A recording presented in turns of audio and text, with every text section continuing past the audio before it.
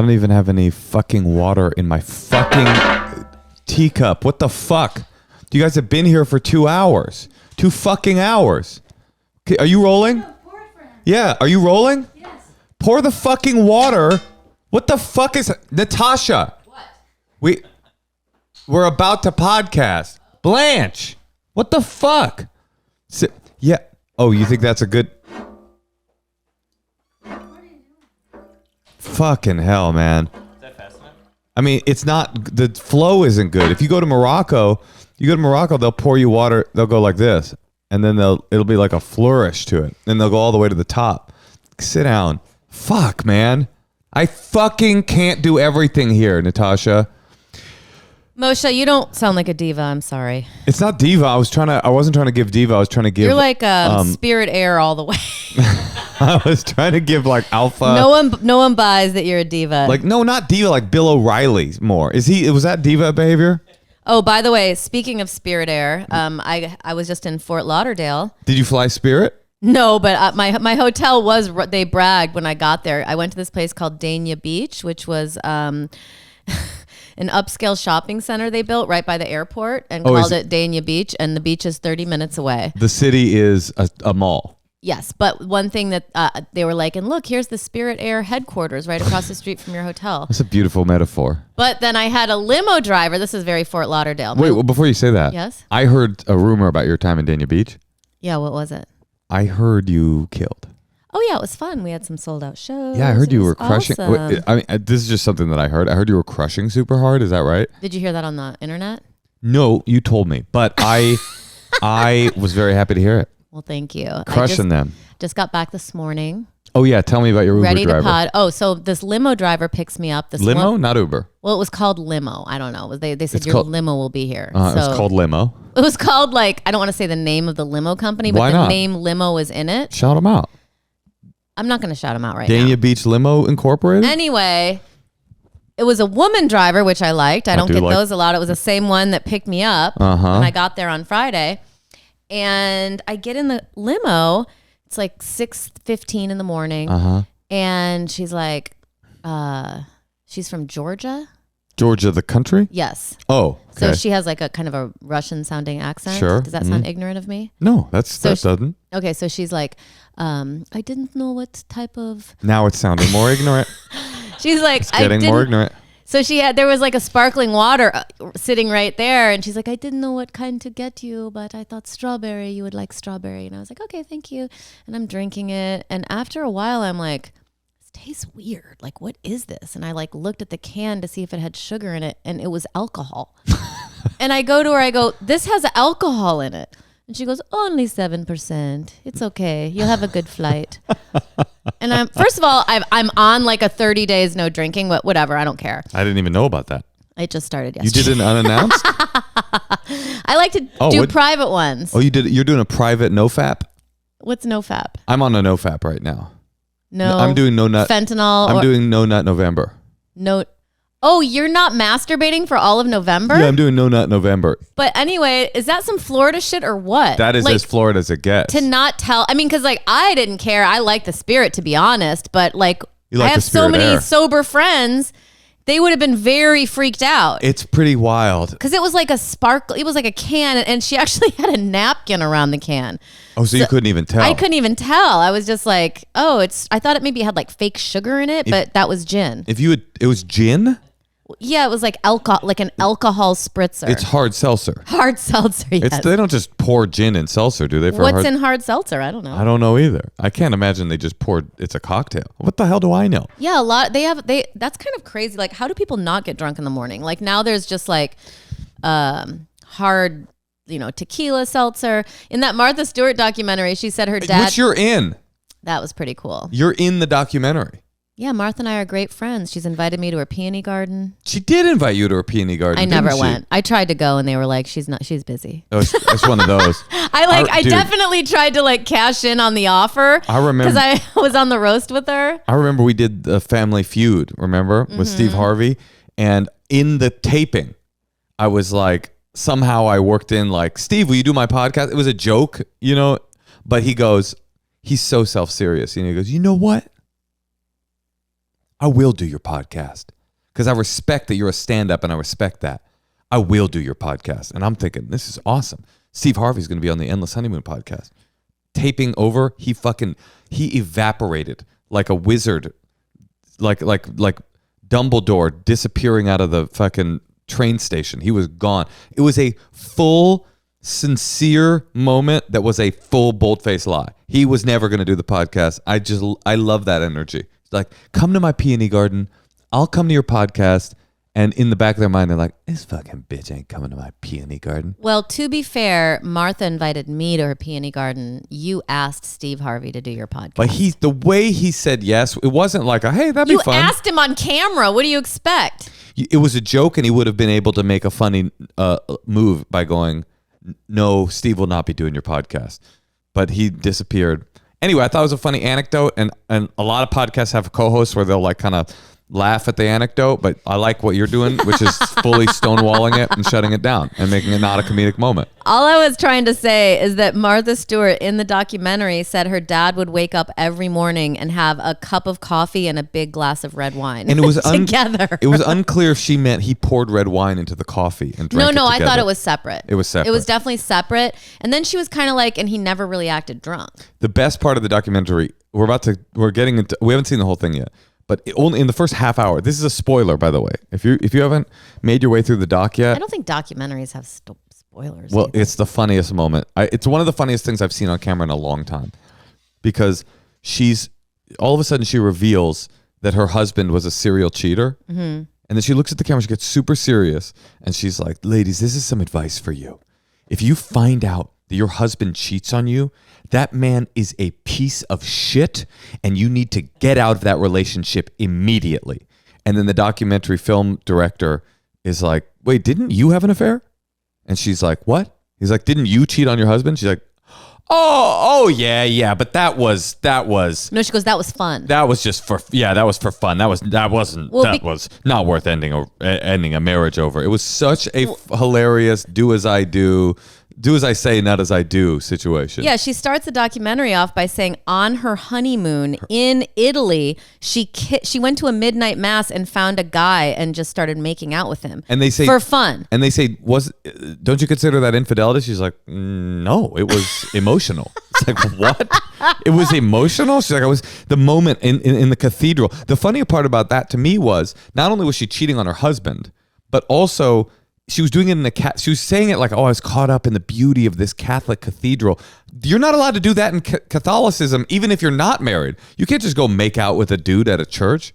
Well, she looks hot. Another anecdote. I agree. Yeah. She looks hot. She does look hot. She's 82. She's 82? Yeah. I'll tell you the vibe you get from Martha Stewart, and this is the vibe I get from you. This is a genius, and she would have been successful. She didn't need to be Martha Stewart. She would have definitely been the president or an inventor, or she was going to succeed no matter what. That's the vibe you get from me? Oh, yeah. You're like brilliant and awesome in every way and funny. Really? No, honey, I don't. I get more of a I can't believe you made it vibe. Why are you so incredulous? Wait, what do you think of that? Yeah, let's do it. I don't know, Tosh. You sure you want to bring this up? This is a funny story. It's pretty scandalous. This is what she wants to talk about, guys. The tooth fairy. I can't believe you're going to go there, but okay. You know what? Let's just let our daughter have her privacy because she's upstairs. She could hear us. What? No, she doesn't get privacy. She had the bad luck to be born to two stand-up comedians who need content. Are you fucking kidding me? No. I mean, okay. What privacy? I just thought it was funny that she lost her first tooth. It was very cute. She lost her first tooth and then immediately lost the tooth. And then made Moshe promise that he would not come into the room. Right. So she's been like this her whole life, by the way. Like she wants to debunker. Yeah, she's like a hard debunker. Like, her whole life. Like, anytime you watch a movie and all of a sudden like an angel appears, you go, but that's not really an angel, right? That's an actor that they made. Her whole life, it's been like that. She has no sense of magic. I feel like I've given her that. Maybe it is from us. Because I remember Kristen Madrigal told me when our friend Al Madrigal's wife, she told me when I first had the baby, she's like, your job as a mother is to help create magic. Is that right? I don't know, because I wouldn't even wrap the Christmas presents or the birthday presents. And then, she would come over, just a friend of the family, with like all this stuff. So she had the tooth missing, and we go, oh, the tooth fairy will visit you tonight. And she immediately went into like litigator mode. She's like, okay, but it's going to be you, isn't it? I go, no, it won't be me. And she's like, promise me that you won't enter my room. And I go, okay, I promise, because I knew you were going to be there. And I go, I'll just have Natasha do it. So we wrote her you wrote her a note, right? Mm-hmm. Yeah. I'm just listening for her to come down, because this would be a traumatic experience. Honey, this is your note. You got to participate in this conversation. I am. You can't just be thinking about our kid. Okay, keep going. Natasha's the kind of person that when, like, if I brought her a spread of her favorite food in the world, what is your favorite food in the world? Caviar? Oysters? Only oysters. Pheasant and caviar. under glass? Mm-hmm. Natasha's first reaction is, oh, our child would love a bite of this. Well, don't be jealous, honey. It used to be Moshe would love a bite of this. Yeah, those were the days. Sorry. Those were the days. Anyway, I have you write the note, and you did a really good job. You made it all fairy-like. You cut a heart out, and then you put actually, we overpaid, by the way. I know. I couldn't find a 1 or a 5, so we gave her 100. Just kidding. We gave her a 10. It would be funny to give her 100. Yeah, a $10 bill with Hamilton's little face. Is Hamilton, right? Is that who it is? I love Hamilton, by the way. Have you ever heard the musical Hamilton? It's so good. It's the single greatest thing I've ever witnessed on stage, screen. In terms of creative output, to me, it goes Hamilton, the collected works of Taylor Swift, and Paradise Lost. Oh my God, I just thought of something. The same people who liked Hamilton love Taylor Swift. Yeah, that's 100% right. And I think by same people, you mean white people. Not all white people love both of those things. Not all that's right. Not all whites love both of those things, but both of those things are loved by all whites. Okay, well, finish the story. Oh, so anyway, then you went out of town with this beautiful crafted note, all done in cursive and taped to the back. She comes into you hit the road. You went to Florida, and she comes into my room, 7:00 in the morning. I have a separate room from you because we're in a loveless relationship, and this is a marriage of convenience for the podcast. She comes into my room, and she's upset at like 6:59 a.m. She's pissed, and she's like, it's like Misery when she comes in with the manuscript. She's like, what is this? What is this? And I go, what do you mean? It's a note from the tooth fairy. She's like, it is not. She's like, you did this. You did this. This is you. I go, I didn't do it. I did not do it. And she goes, I recognize this tape. And she was like, look at the tape. This is tape that we've got. First of all, it's masking tape. But she loves tape, and I think she kind of knows all the tape we have in our house. She loves tape. Kids love tape. I don't know what to tell you. She loves tape. They love tape. The girl loves tape. But we should have bought some like special tape that she knew. Are you kidding me? No. We should have gone to the store and bought special tape to create magic. What are we in a domestic violence situation? It's my fault. I should have gotten the special tape, honey. I mean, that would have made her. It gave it away. The tape. Who fucking cares? The tooth fairy's not real, and she has to suspend disbelief in order to believe in it. And she doesn't want to. She wants to suspend belief or something. She wants to. I think she enjoys the process of being upset about things not being magical. Well, I called you guys at like 7:20, and she was crying, and she was like, "Look at this tape," and then she was like, "Did you do it, Mom?" And this is her first tooth, by the way. We're abused, I guess is what I'm trying to say. Wait, she has 20 more teeth to lose, or 19 more teeth. It's going to be rough. What are we going to do? We got to buy some tape. We should buy it now. Oh, fuck off. Well, buy me fuck off. I'm trying to create magic and mystery. You create magic in the bedroom. I'll tell you that right now. In our separate bedrooms? Uh-huh. No, Moshe said, can I sleep in another room because you're getting up early? She was getting up at like 4:45. We have 3 bedrooms. We have Natasha's bedroom, my bedroom, and then the fuck room. That's where we come together, and where Blanche and Captain fuck. Oh, look, Blanche is our only little chihuahua left. I know. Little Blanchy. All right, well, listen, I think that we got away with this for now. Which? Our child did not come downstairs. She's upstairs watching The Wizards of Waverly Place. Oh. And and sharpening a knife to beat us with. She's like, you motherfuckers. I know you told the story about the tooth fairy. You think you're going to get away with that, bitch? She's been what if striking we me. would have gotten like unicorn tape and then she looked at it and was like, oh my goodness, the tooth fairy's real. She brought me this. Then what? Play the tape.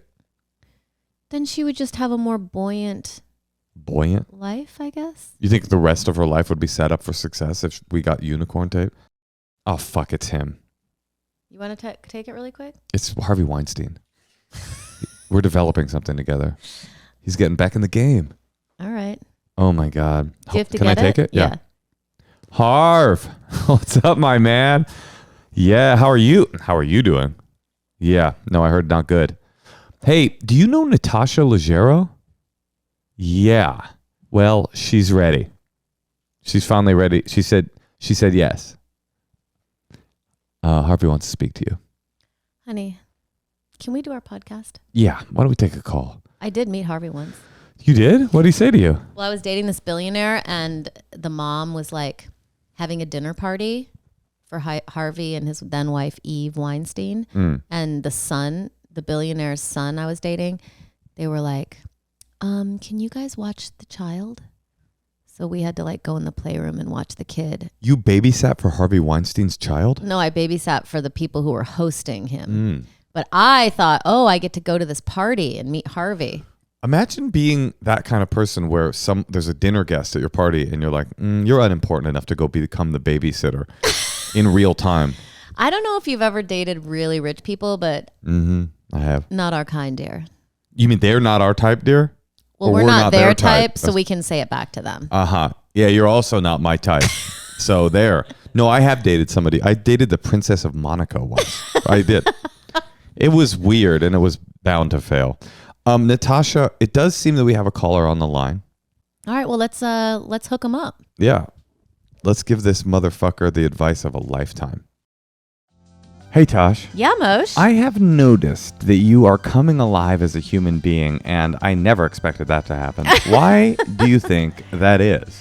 Well, for many reasons, of course. I'm blossoming into my prime. You are that. But a really great way to do that is with Masterclass. You are, in fact, a Masterclass member. I have seen you 3 years worth. I've seen you many times walking by you in the hallway, downloading a Masterclass from David Mamet or Kelly Worsler or your hero, Martha Stewart. Tell me what you learned. Well, I just had watched the Martha Stewart documentary and she talks about learn something new every day. And so then I actually started going back into my Masterclass to pick random things, and I want to take Martha's now. I haven't taken Martha's yet, but that's next up in my queue. I just finished the David Mamet writing one, which was so enlightening. I mean, that's the thing about Masterclass is that you get... How do they get these people? I think they get them because everybody likes it when someone calls you and says, now you're a master in your field. Would you teach us? But the truth is, with Masterclass, it's true. It's the only streaming platform where you can learn and grow with 200 plus of the world's best. They're not just the world's best because we're reading an ad. They're the world's best because they literally are. You can learn comedy from Amy Poehler. You can learn about movie making from Judd Apatow. You can learn how to throw a house party from Martha Mother effing Stewart. Also, this is an amazing gift. I would love it if someone gave me this as a gift. And you can learn from any Masterclass instructor anywhere on a smartphone, computer, smart TV, or even in audio mode. Sometimes I'll play it and go for a walk and then just kind of look up. Sometimes you can also use 2 different screens. So you can have it on your computer. You can have it on your phone. Whenever I'm in a waiting room, instead of scrolling my stupid Instagram, I will learn a little lesson. They're like in these really short bites, like 7 minutes here, 10 minutes here. And it is just such an awesome way to learn. I don't know who the hell thought of this, but I flippin' love it. Oh, that's strong language. So this is a holiday gift that you can give and know that the person you're giving it to will appreciate it and will use it. Plus, there's no risk. Every new membership comes with a 30-day money-back guarantee. So give your loved ones a year of learning with Masterclass. Masterclass always has great offers during the holidays, sometimes up to as much as 50% off. Head over to masterclass.com/honeymoon for the current offer. That's up to 50% off at masterclass.com/honeymoon. Masterclass.com/honeymoon. Okay, we're going to call Jedediah in Seattle. Jedediah? Are you sure it's not Jebediah? Hi guys, how are you? Is that a fake Good. name? Is that a fake name? Would you choose Jedediah as a fake name? If I was on a podcast and I didn't want people to know my true identity, maybe. But yeah, Jedediah. That's a solid. What do they say? When you meet somebody whose name is like lichen or sunshine, you go, "Oh, your parents hippies." You meet you go, "Oh, were your parents prospectors?" They were Jewish hippies. Okay. Yeah. All right. What's up? Yeah, how can we help you? Well, I have a complex issue that probably can be, digested down into just a few points. But divorced about 10 years ago, amicable relationship with my ex, then got involved with a childhood sweetheart, kind of cliche. But most recent girlfriend was solid 20 years younger than I am. There we go, Jedediah. Sounds like most men. Sounds like you're a prospector as well. Total, and to be even more cliche, I'm a doctor. She was a nurse. The whole, it filled in so many like Hallmark cliche bullshit. I have a question, My kid- Jedediah. I have a question. Are you allowed to do that? as long as I'm not their boss, it Got it. happens an awful lot. I got it. She Especially- wasn't your nurse. She was in the hospital. Well, yeah, not my professional nurse, correct. Got it. Okay. Okay. The thing is, my 3 teenagers, all of which are really smart, funny, unbiased father here, had a real problem with the age gap. And we broke up. We're still very good friends. We still see each other every couple weeks. We go have dinner or hang out or go to a concert. At the time, I probably would have continued the relationship, but my therapist, their therapist, my kids' therapist, all said, look, you got to respect your kids. They're telling you they're not ready for something that is disturbing their sense of my fathering them or their mother. There's a lot of complexity there, but I respected that. I didn't have them meet her much, just a few times. And it ended up hurting her feelings reasonably, right? Because that was, she felt not loved or not wanted, and it ended up being the main reason for our breaking up. Well, I have a hot take just about age difference. Yeah. What is it? Well, I think like women get insecure. They're like, oh, men just want younger women. But the reason that men want younger women, first of all, a lot of men are like, yeah, well, she's really smart. It's like, yes, she's smart, but she's not mature. Mature and smart are different. And I think that women have it in their head that men like young, hot pussy, which I'm sure they do. Well, hold on. But Let's ask Jedediah. Do you like young, hot pussy? No, you don't. Hate it. Yeah, okay. Worst. Hate it. Who would the like word. that? That's Yeah. terrible. Let me finish my point. So basically, men are attracted to women who are young because it makes the men feel like they're 30% more successful than they are, because these women are not mature yet. They haven't seen that much stuff. So they're like, oh my God, you're a trauma surgeon? I mean, oh wait my a minute. That's God. pretty. Hold on. That's pretty Okay, a good. trauma surgeon's good. But That's exactly what she said to me. Yeah. Wait. No, but that's a trauma surgeon. There is that. There's that sort of fangirling, that effect that doesn't happen men like that. with younger men, right? That occurs. She approached me first, to be completely transparent. Like, this was not my modus operandi. Like, I've never dated anybody younger than me by more than a few years. I'm curious. What's your question though? How do you help children navigate that without stepping on what they need, and then also making the woman or your partner, take gender out of it, feel appreciated and loved? This woman was attractive. She was much wiser than people gave her credit for. How old is your oldest kid? My oldest kid is 18. He just felt like we weren't right for each other, but it was my 16-year-old daughter that really was like, I'm not ready for this. How old is Nurse Wisdom? 30. My nursing guru is 33, and I'm 53. Okay. I mean, I think 33 is age appropriate. I'm sorry. Yeah. And also Because she's like almost too old to have kids. I mean, it's like she's. I think Natasha was right on the money by asking you the ages of everybody involved. First of all, we're really stoked that the age of your ex is above 18. That's that in and of itself. With a name like Jedediah, you can never tell. But I think that it is context dependent. If your children were 6 or 10 and 8 years old, then there's like this onus that is on you to say, listen, like their comfort and their ability to understand it is primary here. But at 16 and 18 years old, it's kind of like they're running out. Listen, them being comfortable is great and important, and you should not, as a father, you should not ever do anything inappropriate that is egregious, sure, but dating someone that's a lot younger than you, but who's a full-grown adult, and they're nearly 18 years old, and they're uncomfortable. They can't dictate. I feel with the ages involved, they can't dictate your love life. If she was 42, they'd still be mad. 100%. There is something of that. Here's my take. You are a trauma surgeon. And as general trauma, yeah. I'm going to venture a guess based on what I know about doctors, especially specifically surgeons, that you are a person that is used to being in control. And I'm noticing, even as you describe your mechanism of letting go of control, it's still from a position of sort of power. It's like even this description of like, and I respected my child's needs, and it's like there's very little vulnerability even within the like the framing of letting go of letting your children make this call. It's all very analytical, and it's all very it's all very cerebral.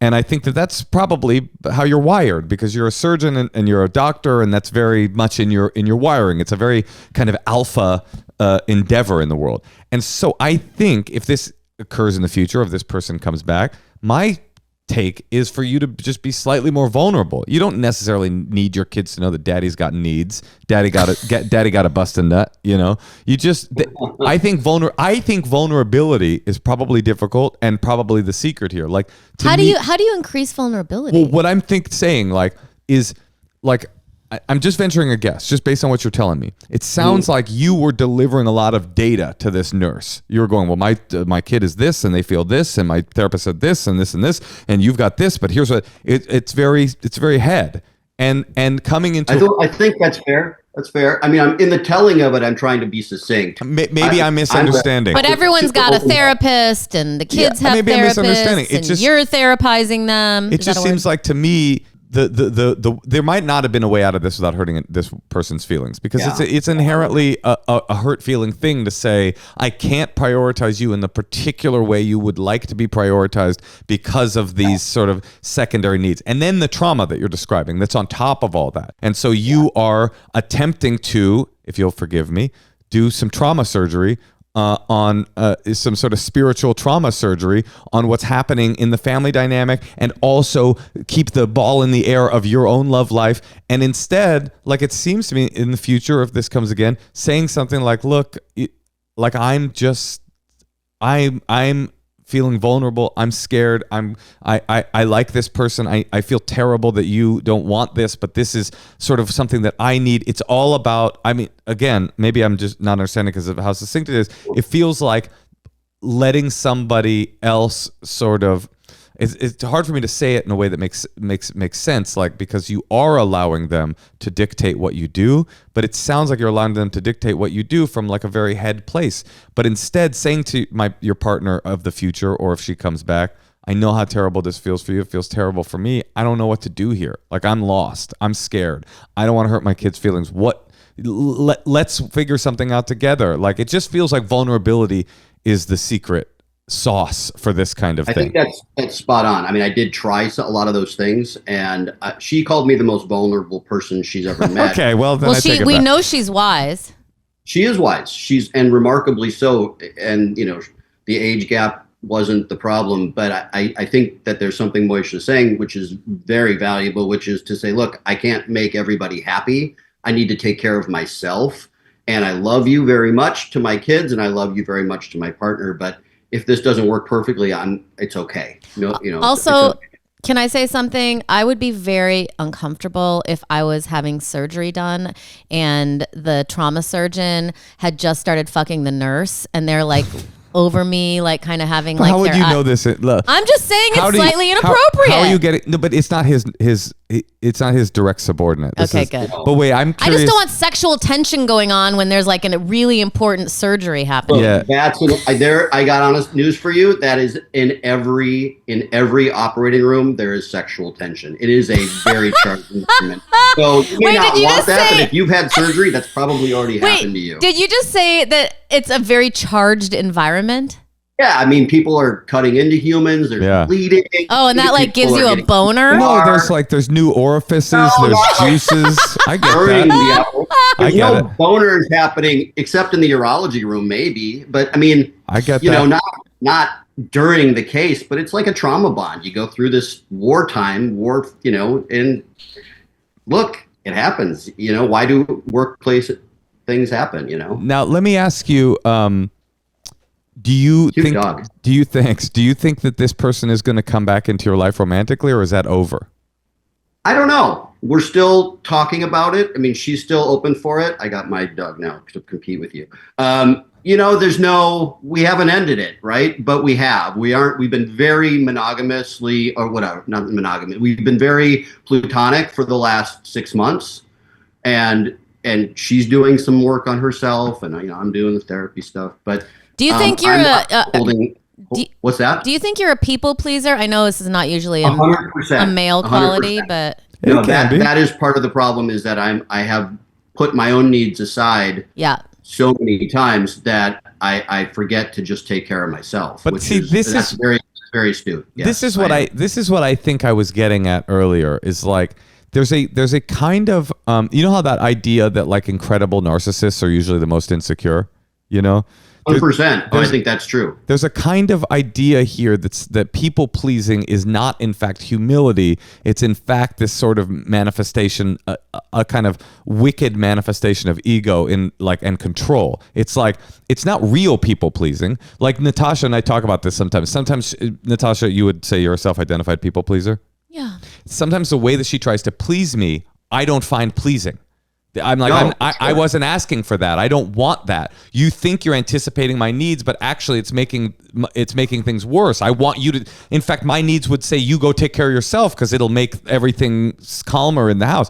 So 100%. so what you're describing as this people pleasing thing, it's actually nobody's really happy. It's actually trying to maintain control, trying to control your children's emotional reaction to your love life, trying to control your new girlfriend's emotional reaction to the needs of your kids, And her feeling left out. yeah, and so you're still, even as you're trying to please them, I think that's what I was sort of getting at before. Even as you're trying to please them, you're still doing the thing. You're still the head surgeon. You're still the guy in charge. You're still going, okay, you will feel this, and I will take this out, and then a therapist is here, and I just think like letting go of the mechanisms of control. Drop the scalpel, I guess is what I'm trying to say.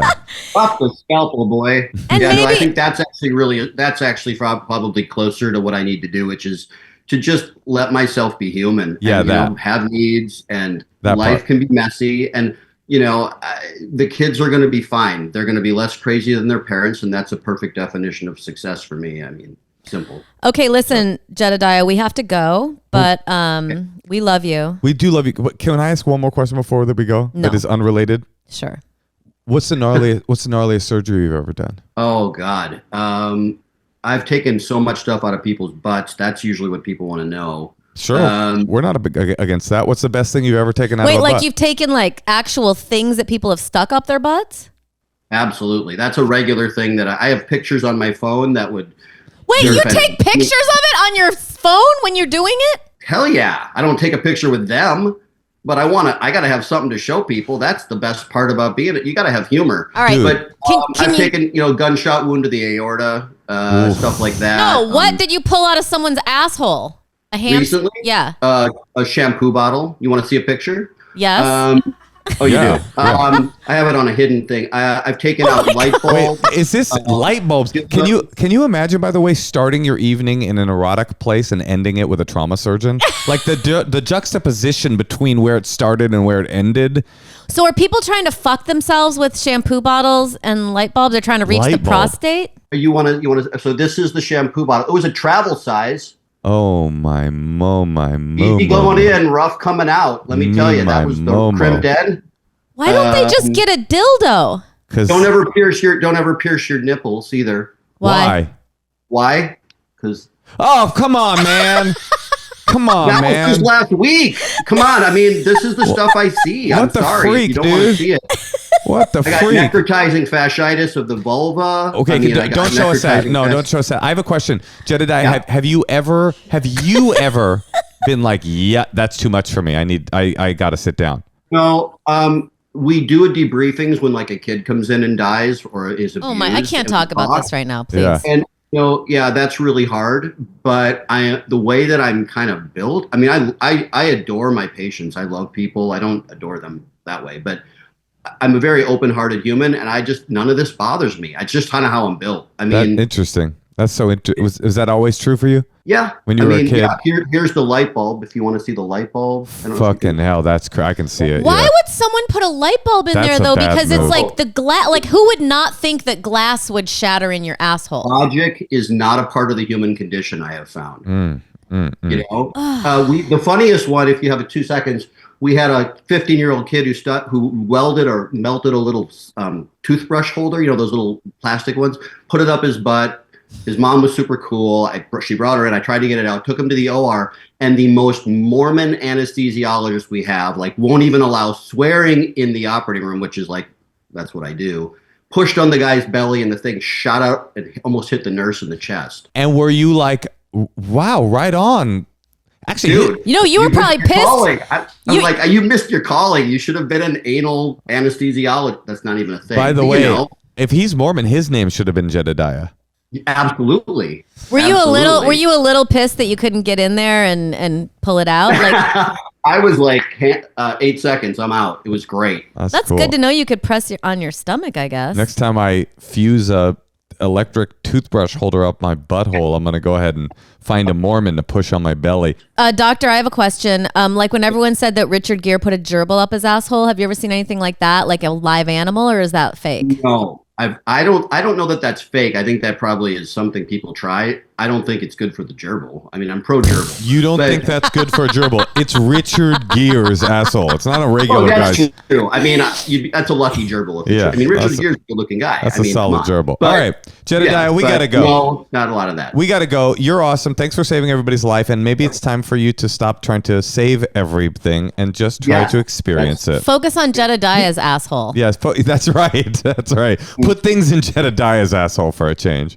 All right, bye. Thanks, you guys. Love it. Bye. Well, that guy was a real card. I recognize the same people-pleasing quality, though, that I have in myself, which is like you're overly concerned with everyone else's emotions. And the truth is, seeing it from the outside, his kids would be just as annoyed if he was in love with some beautiful 48-year-old woman. You know, they're looking for a thing to be upset about. And 35 is like, that is the level, like you've reached maturity. I agree. 29, well, actually, I think people under 40 are kind of like whack, but I'm just saying. Honey, do not say that on this podcast. You're talking about literally everybody listening right now. No, Natasha. No, our people, not everyone. I think our people are cool. Oh, you saying everybody under 40 who's not a listener to the Endless Honeymoon podcast is whack? I just makes think sense. People who are under 40, a lot of them have never known life like without the internet, and that makes them. And people over 60. A lot of them have known life with segregation. Exactly. So they're kind of whack too. Exactly. And so it's really just us. It's us cool dudes. Wait, Natasha, I was going to tell you something about Jedediah. Oh, people pleasing. I think there is something to that though, which is that people pleasing is a hopeless endeavor to please people because the view of people's needs from the eyes and perspective of a people pleaser is always based in fear and misinformation and anxiety. And so you will never, as a people pleaser, be able to please the person because you will never know what their actual needs are. Because, and that's not to say that sometimes you often do things to me that are very pleasing and meet my needs and make me feel really good, but it's never coming from the place of your people pleaser mind. Does that make sense? Mm-hmm. So anyway, it's a hopeless endeavor. Give it up. Drop the rock. Have you ever tried to stick something up your asshole? It wasn't I like a have finger not or tried. a sex. I have successfully stuck many things in my asshole. You have? Sure. Like what? Like I think when I was a kid, a plunger handle. And what? Probably a like wooden plunger was rough. handle? That was rough. I think I put a condom on it, and then oh my god, there was some dildaic attachments that dildos don't count. Dildos don't count. What are you, the Georgian woman in the Uber? Dildos don't count. What else have I put in my butt? Like, have you ever tried to put? So like that's like a thing with kids. Like you're like, I want to get fucked in the ass. Yeah, all kids say that. It's a classic children's saying. I want to get fucked in the ass. Have you ever put a thing in your butt? No. Have you ever put a dildaic thing in your butt? Yeah. You have? Or someone has. Oh, man. I don't know. Is an anal bead a dildaic? Yeah, it's a dildaic. It's a broad dildaic. Yeah. All right. Well, listen, let's cleanse our dildaic palates, shall we? Yes, let's pull out the anal beads of this podcast. Maybe listen to some secrets? That's a great idea. All right. Well, let's hear a secret. My secret is my fiance and I are getting married in June and having a nice wedding and everything, but he is going back to school, going to law school, and he has a medical condition and the student insurance is really expensive. So it's October and we just got married this week. We went to the courthouse by ourselves. And it was really sweet and easy and almost like a big administrative effort, but also really wonderful. And so now I wear like a fake, dumb $4 wedding band, but only when I'm at home. And we're telling no one except my tax forms and my health insurer that we're married. And we'll never tell anyone because I don't want anyone to feel slighted at our wedding. So that's my secret. They're getting married in June. So they got pre-married in October for his insurance, and I think it's kind of cute to have that little secret. And I think it's very sweet that she wears the wedding ring in the house. She comes in and all clandestinely puts it on. Yeah, that is, cute. I mean, that's the cutest part of the whole thing. And they get to have this little romance with each other. That's cool. This is what you call a good secret. It's a real secret too, but it's a good secret. There's no. This is for you. This is FUBU. This is for us, by us. That's how the company FUBU started. Was in a very similar situation. I love it. All right, let's hear another one. Hey, long-time listener. So it's not that bad, but one time I took a pregnancy test and I used a cup that we had in our kitchen. And I used it. It was fine. I forgot about it. I cleaned it, put it away in the dishwasher, so it got clean.